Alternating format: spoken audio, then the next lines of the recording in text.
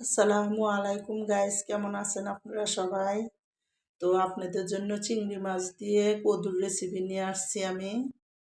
তো দেখুন, প্রথম আমি চুলার মধ্যে তেল দিলাম, আমি 1/2 কাপ। আর আমি 1 কাপ পেঁয়াজ দিলাম।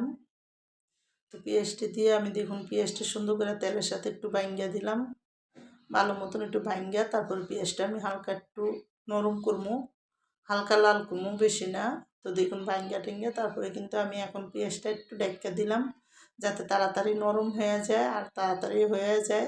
তো দেখুন অনেকখানি পেঁয়াজ কিন্তু সুন্দর মতো নরম হয়ে আইছে।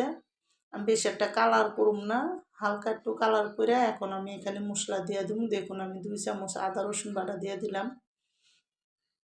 আর লোকে এখানে স্বাদ মতন 1 চামচ লবণ দিলাম, লাগলে পরে দেওয়া যাব। দিয়ে কিন্তু এখন আমি মশলা দিব এখানে। তো আমি দেখুন আধা চামচ হলুদ দিছি, হলুদটা একটু কমই দিছি কদুতে। আর 1 চামচ ধনিয়ার গুঁড়া দিছি একটু বইরা। আর ওদিকে এখানে আমি লাল মরিচের গুঁড়াটা দিছি, কাঁচা মরিচ নাই দেখে আমি লাল মরিচের গুঁড়াটা দিছি।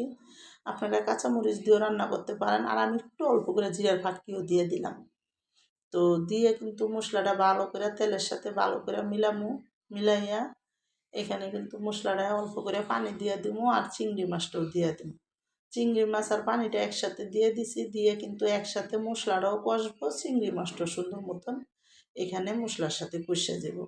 তো মশলার সাথে ডাইক্কা এখন আমি সুন্দর করে কিন্তু চিংড়ি মাছটা কষাই নেবো। আর দেখুন মশলাটাও সুন্দর মতন কষা চিংড়ি মাছটা হয়ে গেল। আর মশলাটাও কিন্তু সুন্দর তেল উঠে গেছে। তো ওঠার পরে এখন কিন্তু আমি কদুটি সুন্দর করে ধুয়ে দিয়ে দিলাম। আর কদুটা আমি একটু চিকন চিকন করে কাটছি, কাটটা কিন্তু দেখুন মশলার সাথে ভালো মতন কদুটা মিলাইয়া ডাইক্কা কদুটা রান্না করবো যতক্ষণ না হয়। তো দেখুন আমি আরেকবার কদুটা লাড়া দিয়ে দিলাম। সুন্দর করে লাড়া দিলে কিন্তু অনেকখানি পানি উঠে যাবে কদুতে। তো এখন আমি আবার ডাইক্কা কদুটা ভালো করে একটু সিদ্ধ করবো যাতে সুন্দর মতন সিদ্ধ হয়ে যায়।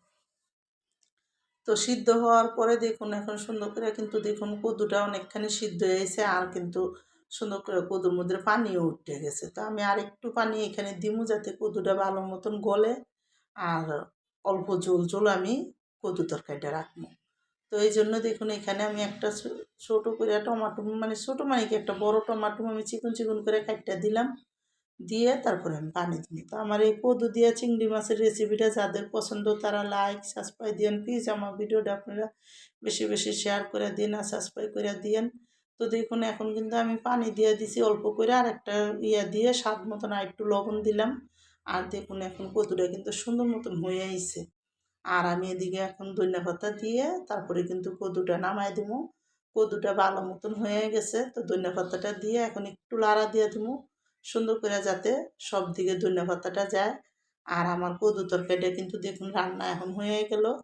এখন কিন্তু আমি নামাই দেবো। তো অনেক মজা লাগছে এইভাবে কদু রান্না করে খেয়ে দেখেন। আমার কদুটা রান্না এখন পুরো হয়ে গেছে, আমি নামাই দিলাম, শেষ রান্না।